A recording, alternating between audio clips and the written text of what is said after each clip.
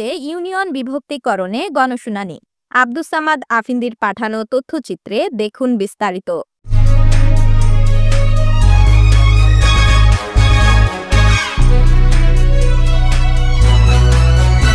জামালগঞ্জ উপজেলার ৩ নং ফেনারবাগ ইউনিয়ন পরিষদের বিভক্তিকরণের লক্ষ্যে গণশুনানি অনুষ্ঠিত হয়েছে।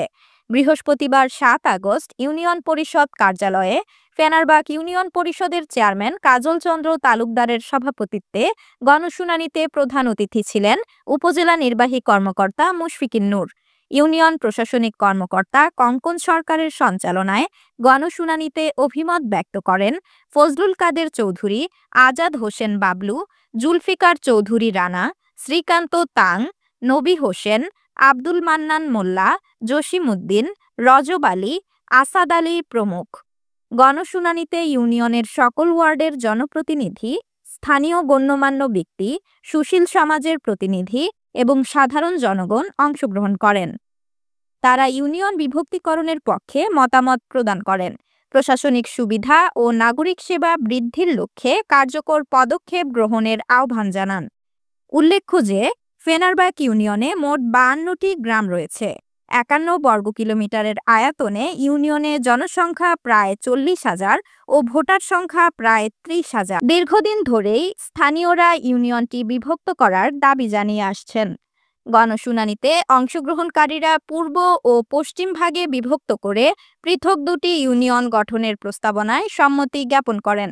প্রধান অতিথি মুশফিকুন নূর বলেন, আপনাদের মতামতের ভিত্তিতেই ইউনিয়ন বিভাজনের বিষয়টি জেলা প্রশাসক মহোদয়ের কাছে উপস্থাপন করব। আপনাদের সকল প্রস্তাবনা ও গণশুনানির সারসংক্ষেপ যথাযথ কর্তৃপক্ষের কাছে পাঠানো হবে। পরবর্তী পদক্ষেপ গ্রহণের জন্য শীঘ্রই প্রক্রিয়া শুরু হবে।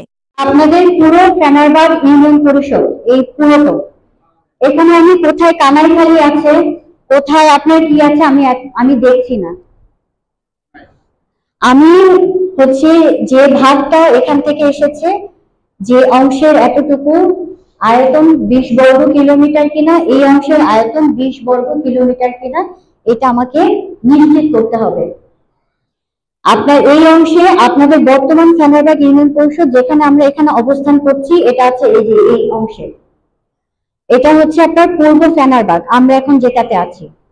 আমরা বিভাজন করে নতুন যে ফেনারবাগের প্রস্তাব দিব সেটা হবে এই অংশ পশ্চিম ফেনারবাগ। আপনাদেরকে মানে এই ছবিটা আমি ছবি বলি, এই ছবিতে দেখে কি মনে হচ্ছে ভাগ টুকরাটা কি সমান ভাগ হয়েছে নাকি কম বেশি হয়েছে? সমানভাবেই হয়েছে।